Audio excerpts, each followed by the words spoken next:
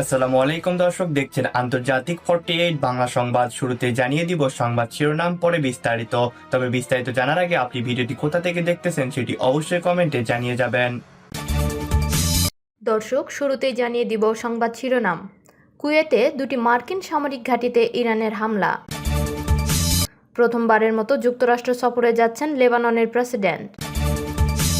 যুক্তরাষ্ট্রের সঙ্গে ইসলামাবাদ সমঝোতা চুক্তি স্থগিতের ঘোষণা ইরানের। ইরানের কেশম দ্বীপের উপকণ্ঠে অন্তত 6টি ক্ষেপণাস্ত্রের আঘাত। এতক্ষণ শুনছিলেন শিরোনাম, এবার বিস্তারিত। কুয়েতে অবস্থিত যুক্তরাষ্ট্রের দুটি সামরিক স্থাপনায় বড় ধরনের ড্রোন হামলা চালানোর দাবি করেছে ইরান। রোববার ইরানের রাষ্ট্রীয় সম্প্রচার মাধ্যম IRIB এ তথ্য জানিয়েছে। প্রতিবেদনে বলা হয়েছে, হামলায় ক্যাম্প আল আদির সামরিক ঘাঁটির একটি গোলাবারুদ গুদাম এবং আলী আল সালেম বিমান ঘাঁটির প্যাট্রিয়ট ক্ষেপণাস্ত্র প্রতিরক্ষা ব্যবস্থা ও বিমান প্রতিরক্ষা রাডার লক্ষ্যবস্তু করা হয়েছে। গত প্রায় এক সপ্তাহ ধরে যুক্তরাষ্ট্র ইরানের বিভিন্ন স্থাপনায় ধারাবাহিক বিমান হামলা চালিয়ে আসছে। এর জবাবে তেহরান কুয়েত সহ মধ্যপ্রাচ্যের কয়েকটি দেশে যুক্তরাষ্ট্রে ব্যবহৃত সামরিক ঘাঁটি ও স্থাপনায় হামলা চালানোর দাবি করছে। উল্লেখ্য, গত জুনে পাকিস্তানের মধ্যস্থতায় যুদ্ধ বন্ধ ও দীর্ঘমেয়াদী শান্তি প্রতিষ্ঠার লক্ষ্যে যুক্তরাষ্ট্র ও ইরানের মধ্যে একটি সমঝোতা স্মারক স্বাক্ষরিত হয়েছিল। তবে সেই সমঝোতার পরও ওয়াশিংটন ও তেহরানের মধ্যে সামরিক উত্তেজনা ক্রমেই বেড়ে চলেছে। লেবাননের প্রেসিডেন্ট জোসেফ আউন চলতি সপ্তাহে প্রথমবারের মতো যুক্তরাষ্ট্র সফরে যাচ্ছেন। সেখানে তিনি মার্কিন প্রেসিডেন্ট ডোনাল্ড ট্রাম্পের সঙ্গে বৈঠক করবেন। প্রায় 20 বছরের মধ্যে তিনি প্রথম লেবাননের রাষ্ট্রপ্রধান যিনি হোয়াইট হাউস সফর করছেন। মঙ্গলবারের এই বৈঠককে আউন ও ট্রাম্পের প্রথম মুখোমুখি সাক্ষাৎ হবে। ব্রিটিশ বার্তা সংস্থা রয়টার্স জানিয়েছে, বৈঠকে আউন একটি পরিকল্পনা উপস্থাপন করবেন। এতে হিজবুল্লাহকে নিরস্ত্র করার উপায় এবং দক্ষিণ লেবানন থেকে ইসরায়েলি সেনা প্রত্যাহারের বিষয়টি গুরুত্ব পাবে। বর্তমানে লেবাননের জন্য সময়টি অত্যন্ত গুরুত্বপূর্ণ, কারণ ইসরায়েলি বাহিনী এখনও দেশটির দক্ষিণাঞ্চলের কিছু এলাকা দখল করে রয়েছে। পাশাপাশি ইসরায়েলি হামলার কারণে বাস্তুচ্যুত হওয়া লাখো লেবানিজ এখনও নিজ বাড়িতে ফিরতে পারেননি। অন্যদিকে হিজবুল্লাহ সরকার ও ইসরায়েলের মধ্যে সরাসরি আলোচনার বিরোধিতা করছে। একই সঙ্গে সংগঠনটি তাদের অস্ত্র জমা দেওয়ার সরকারি উদ্যোগও প্রত্যাখ্যান করেছে। গত সপ্তাহে প্রেসিডেন্টের কার্যালয় থেকে প্রকাশিত এক বিবৃতিতে জোসেফ আউন বলেন, তিনি ট্রাম্পকে অনুরোধ করবেন যেন যুক্তরাষ্ট্রের মধ্যস্থতায় গত 26 জুন হওয়া লেবানন ইসরায়েল সমঝোতা বাস্তবায়নে ইসরায়েলের উপর প্রয়োজনীয় চাপ প্রয়োগ করা হয়। ইরানের কেশম দ্বীপের উপকণ্ঠে অন্তত 6টি ক্ষেপণাস্ত্র আঘাত এনেছে বলে জানা গেছে। স্থানীয় সময় শনিবার দিবাগত রাত 3:38 দিকে দ্বীপটির আশপাশের বিভিন্ন এলাকায় একাধিক বিস্ফোরণের শব্দ শোনা যায়। দেশটির আধা সরকারি সংবাদ সংস্থা তাসনিম খবর জানিয়েছে। দ্বীপটি থেকে তাসনিমের সংবাদদাতা জানান, নিরাপত্তা কর্মকর্তা কিংবা সংশ্লিষ্ট কর্তৃপক্ষ এ ঘটনা নিয়ে এখনও কোনো বিবৃতি দেয়নি।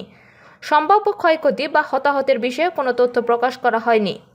কেশম দ্বীপের উপকণ্ঠের কয়েকটি স্থানে হামলা হয়েছে বলে স্থানীয় বাসিন্দারা তাসনিমকে জানিয়েছেন। তাদের কেউ কেউ বলেছেন 3 থেকে 5টি স্থানে ক্ষেপণাস্ত্র আঘাত হেনেছে, তবে এই তথ্য আনুষ্ঠানিক নয়। ইরানি সংবাদ মাধ্যম মেহের জানিয়েছে, কেশম দ্বীপের উপকণ্ঠে একটি স্থানে মার্কিন সামরিক বাহিনী হামলা চালিয়েছে। তবে এই হামলায় কোনো বেসামরিক মানুষ হতাহত হননি। আবাসিক বা বাণিজ্যিক অবকাঠামোর কোনো ক্ষয়ক্ষতি হয়নি। ইরানের দক্ষিণাঞ্চলের বন্দর নগরী বন্দর আব্বাসেও কয়েকটি বিস্ফোরণের শব্দ শোনা গেছে। দেশটির সরকারি সংবাদ সংস্থা ইরনা জানিয়েছে, নগরীর বিভিন্ন অংশে কয়েকটি বিস্ফোরণ হয়েছে। সংশ্লিষ্ট কর্তৃপক্ষ তদন্ত শুরু করেছে। প্রাদেশিক কর্মকর্তাদের বরাতে তাসনিম জানিয়েছে, বন্দর আব্বাসে বিস্ফোরণের শব্দ শোনা গেলেও সেখানে ক্ষেপণাস্ত্রের আঘাত বা মার্কিন যুদ্ধবিমানের হামলার কোনো খবর এখনও পাওয়া যায়নি। সাম্প্রতিক দিনগুলোয় বন্দর আব্বাস ও কেশম দ্বীপে যুক্তরাষ্ট্রের ধারাবাহিক বিমান হামলা হয়েছে।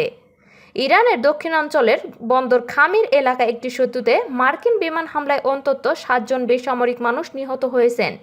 নিহত ব্যক্তিদের মধ্যে 2 জন মেয়ের নাম প্রকাশ করেছে ভারতের ইরানের দূতাবাস। সামাজিক যোগাযোগ মাধ্যম এক্সে দেওয়া এক পোস্টে দূতাবাস জানায়, নিহত 2 জন মেয়ে হল সোগান্ত দার্দমান্দ ও ফাতেমে জাহরা আকবরী। গত বৃহস্পতিবার গভীর রাতে সেতুটিতে হামলা চালানো হয়। সেই দিনই মার্কিন বাহিনী ইরানের দক্ষিণাঞ্চলের বিভিন্ন স্থানে হামলা চালিয়েছিল।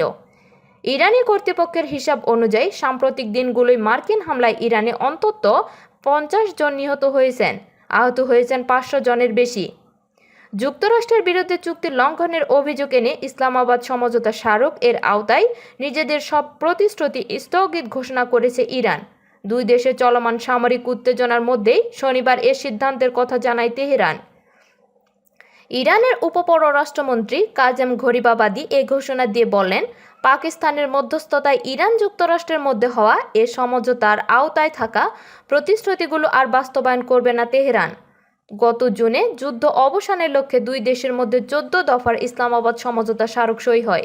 অন্তর্বর্তী এ চুক্তির গুরুত্বপূর্ণ শর্তগুলোর মধ্যে ছিল হরমুজ প্রণালী পুনরায় উন্মুক্ত করা, যুক্তরাষ্ট্রের নৌ অবরোধ প্রত্যাহার এবং কয়েক সপ্তাহের সংঘাতের পর ধাপে ধাপে উত্তেজনা কমিয়ে আনা।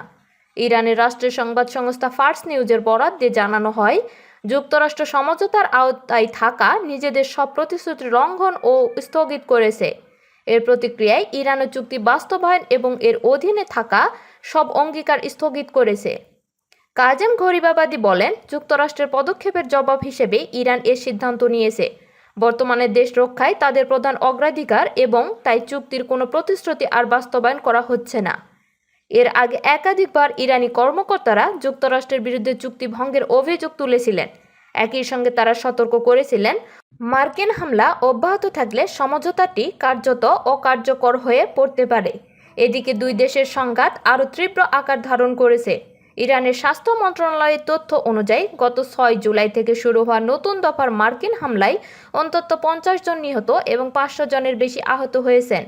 অন্যদিকে ইসলামী বিপ্লবী গার্ড বাহিনী যুক্তরাষ্ট্রের সেনাদের আশ্রয় দেওয়া দেশগুলোকে একই ধরনের পাল্টা জবাবের হুঁশিয়ারি দিয়েছে। গত শুক্রবার রাতে মার্কিন হামলায় ইরানের একটি পানি শোধনাগার ক্ষতিগ্রস্ত হয়েছে।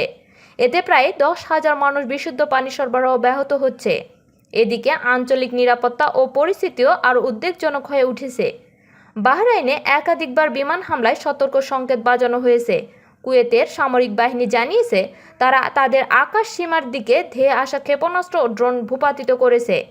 নিউ ইয়র্কের মেয়র জোহরান মামদানি বলেছেন, সেপ্টেম্বরে জাতিসংঘ সাধারণ অধিবেশনে যোগ দিতে ইসরায়েলের প্রধানমন্ত্রী বেনিয়ামিন নেতানিয়াহু তার শহরে এলে তাকে গ্রেপ্তারের আদেশ দিতে পারেন তিনি।